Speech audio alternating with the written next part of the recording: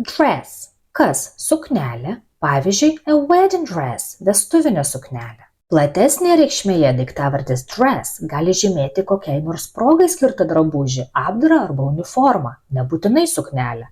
Pavyzdžiui, traditional Scottish dress – tradicinis škotų apdaras. Žodis dress gali būti ir veiksmažodžiu su reikšme rengti, rengtis, apsirengti. Kaip pavyzdžiui frazėje to dress smartly – apsirengti madingai, stilingai. Pridėjus prie veiksmažodžio dress galūnę ed, lengvai padaromas dalyvis dressed su reikšme apsirengęs, apsirengusi.